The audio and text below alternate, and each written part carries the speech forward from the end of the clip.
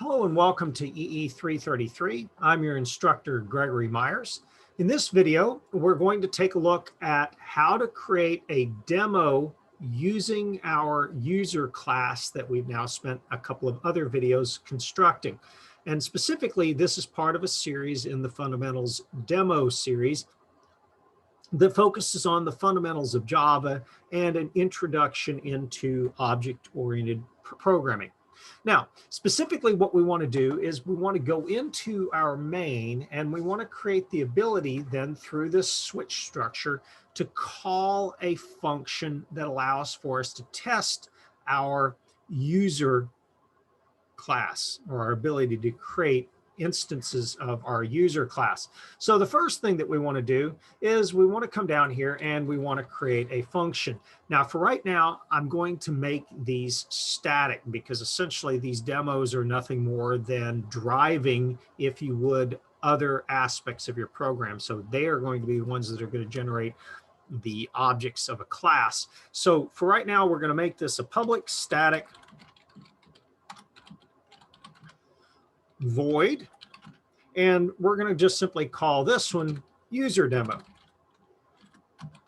Now, inside the userDemo, the idea here is that we want to create and use instances of the user class.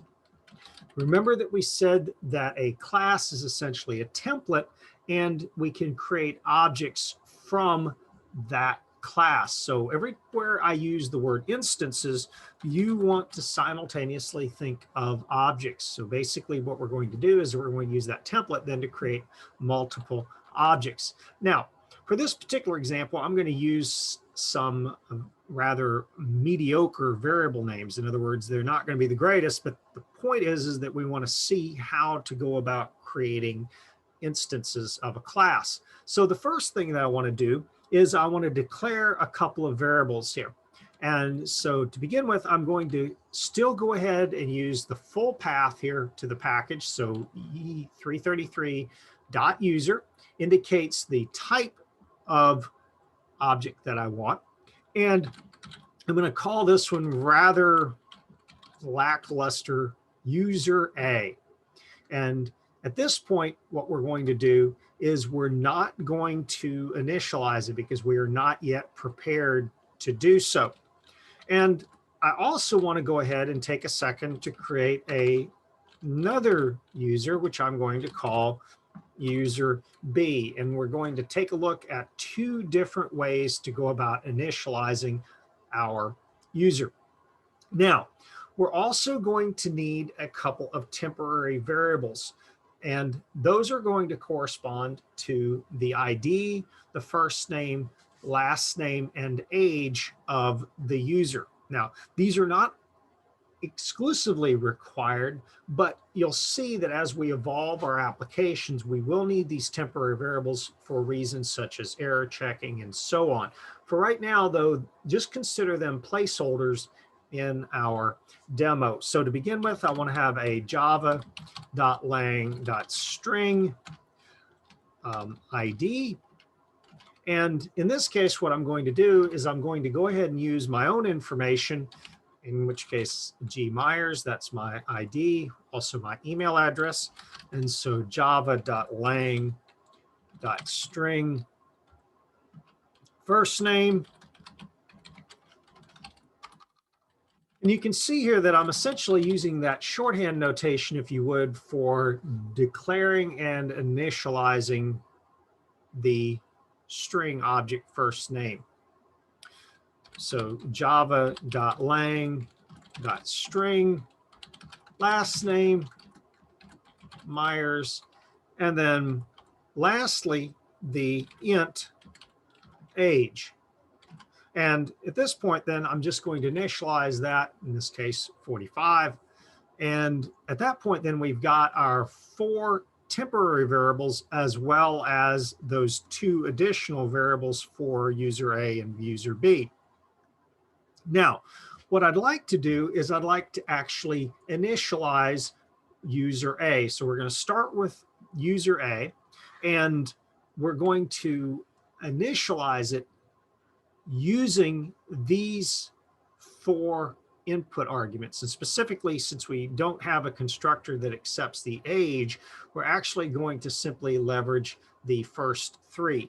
And so what we can do now is we can say user A is equal to new EE333.user. And now you'll notice that I have a couple of overloads. I have those 2 functions that I created, those 2 special functions called constructors, one that accepts just the string ID, and the other one that accepts the strings ID, first name and last name. So since we have the information at our disposal, we're going to use that second constructor. And to begin with, then we'll pass the ID, the first name, and then the last name.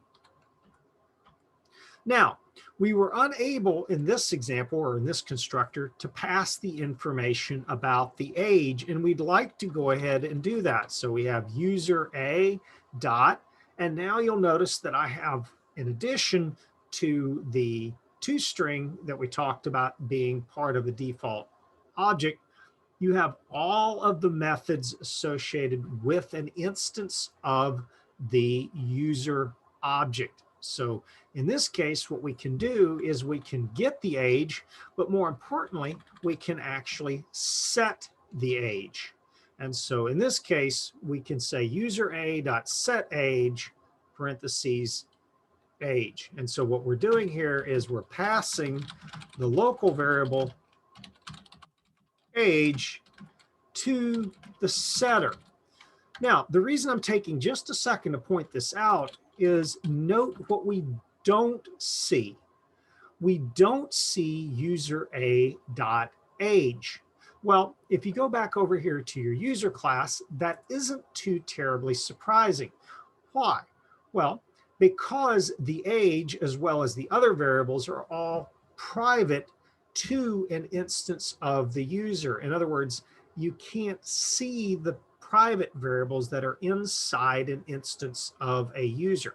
I could change that from private to public, but then that starts to get into bad programming practices. And we'll discuss why they're bad later. It's not necessarily always bad to use public variables. However, you want to use them very, very carefully. Now, what we want to do, though, is note that my set age allows for us to essentially pass to the user A the age, and then at that point, what we can do inside of our set age is determine, for instance, whether or not this is a valid age. And so, for example, something that we would probably want to do is some error checking. Well, what kind of error checking, you might ask? Well, for instance, the age should be greater than 0. Okay, we don't necessarily want to put a maximum age on this, but also depending on the application and the context, you may also want to use negative ages. For instance, if you are looking at the expiration of a product, in other words, if you want to know if the date or the age has been passed for the shelf life of a product. So you want to consider what error checking is relevant to your application. In this case, we're not going to worry about that. We're going to leave that for a later discussion in later projects. But just be aware of the fact that this is another advantage of using these setters, is that you can sort of curate the data, if you would, that's being passed to it. So once again, note that you don't actually see any of those private variables, only the getters and the setters that are public. Now, the next thing that we want to do is display the information. So in this case, I'm going to display my user A. Well, that's the whole purpose behind the toString and the toCSV functions that we wrote in an earlier video and that you saw in the user class. So if you notice here, if I type in user A dot, I see the toCSV and toString functions. We'll come back to the to format. We can play with that as well. But the idea is that both the toString and the toCSV return strings that then can simply be printed to the console. So what we'd like to do is then do system.out.println or print. Println, of course, adds the new line at the end. Print does not. So remember from earlier, we said we appended that new line on the end. This is now where we have to decide, do we want to print an additional new line? And so just for aesthetics reason, I'm going to go ahead and stick with my print line for right now. And what I want to do now is I want to print out the user a dot toString. And I want to follow that up immediately with a system.out.println of my user a dot to CSV. So basically this gets us an opportunity now to test both of our functions that we wrote in an earlier video. All right, so let's go ahead and build it. Good. So far we have working Java code. However, we have no ability yet to run it. So what we need to do is we need to scroll up here to our main, and we want to come in here and we can borrow some of this code here to simply create another option in our if else.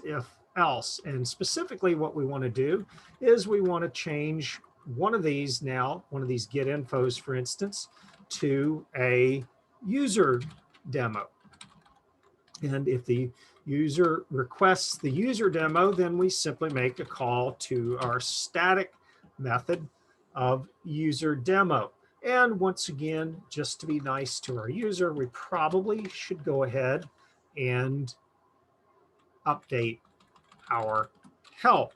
So in this case, this the user demo does not require an object.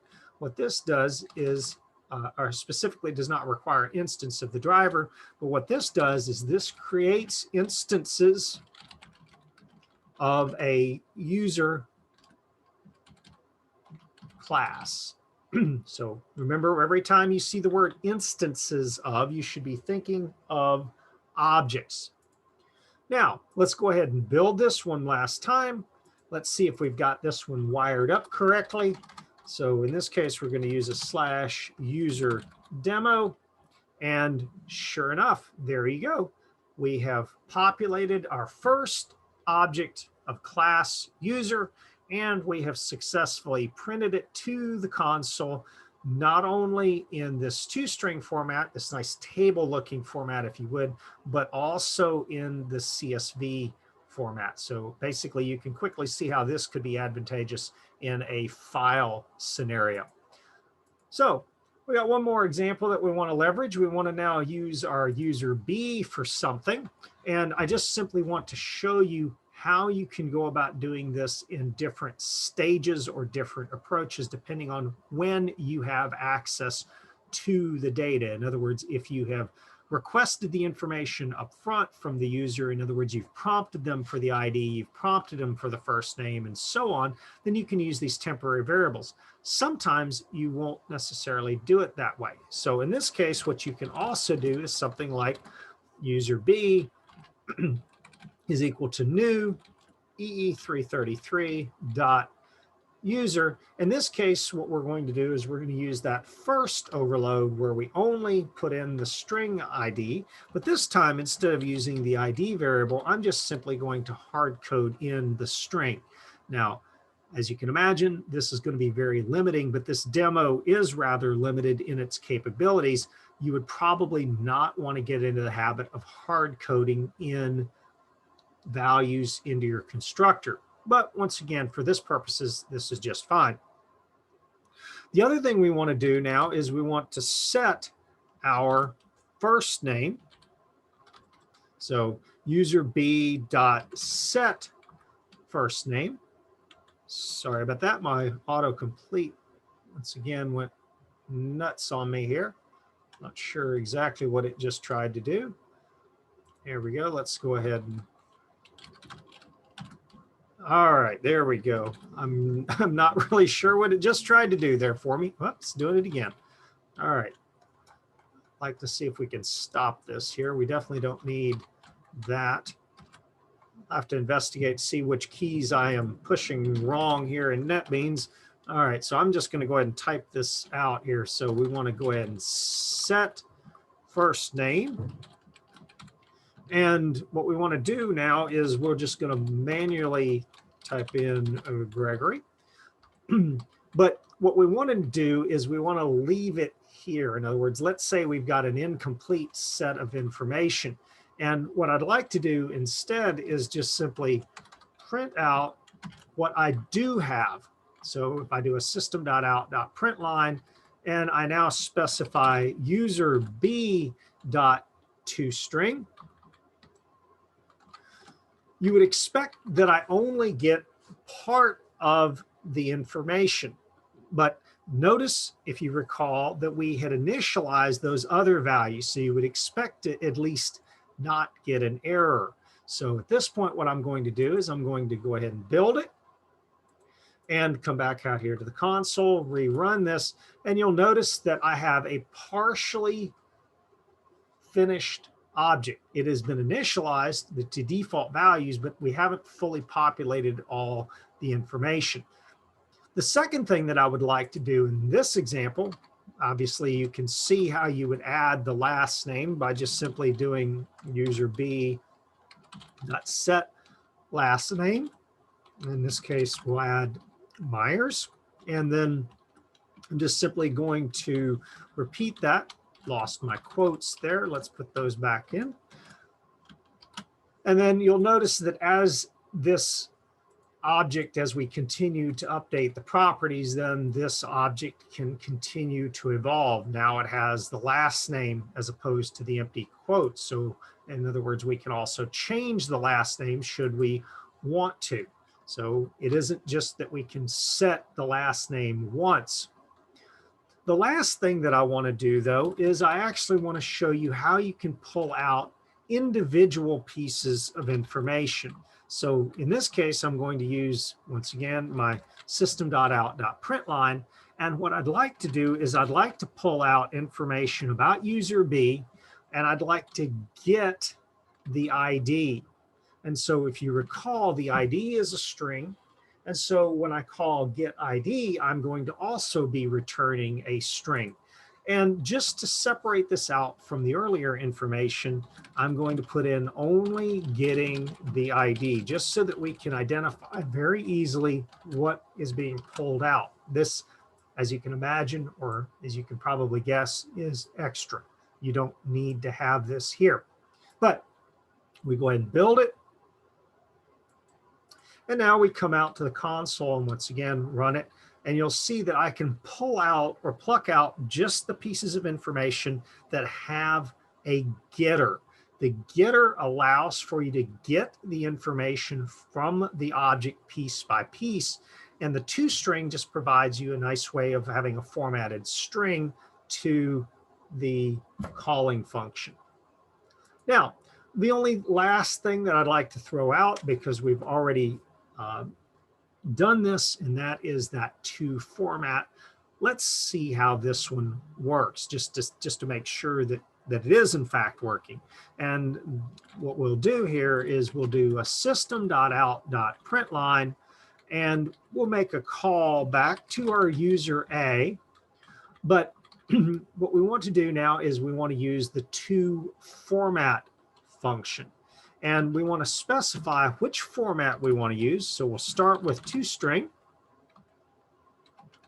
And notice how I am nesting functions here. And particularly, I'm passing a parameter of toString to the toFormat. And then whatever the results are, then are going to be passed to the print line. Now, just to delineate what I'm doing, I'm going to add one more system.out.println, and I'm going to put in here calling toFormat using toString. And then I want to go ahead and do the same thing with my CSV. So I'm going to call toFormat using the toCSV option.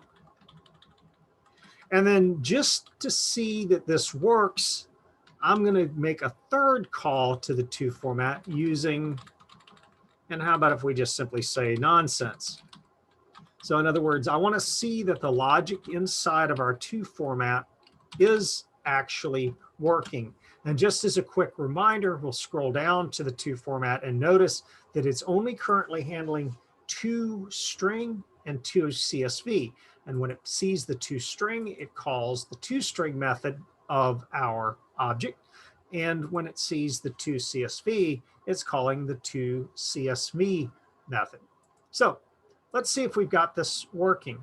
Ideally, when it sees nonsense, it should not call either of those.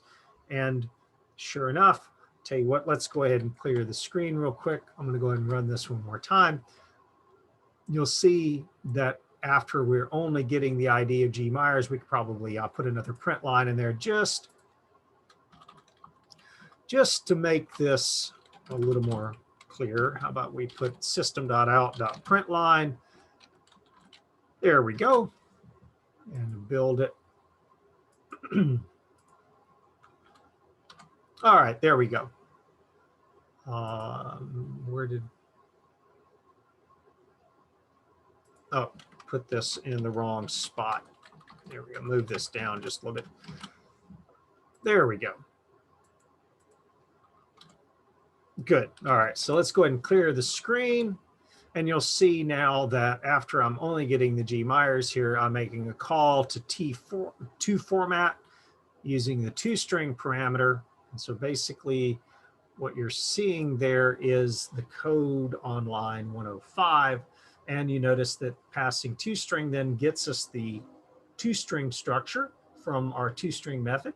Calling toFormat using toCSV allows for us to call the toCSV. And then lastly, calling toFormat using nonsense means that you get an unhandled format or custom format. In other words, that prompt, that return value that we put in there. Now, this approach will make a lot more sense later on when we start getting into interfaces and also in public and private methods, because basically we can then control access to some of our methods using this approach. So I've got a little typo here real quick I'm going to fix. And hopefully you've found this video useful. As always, if you have any questions or comments, don't hesitate to email me. And as always, thank you for watching.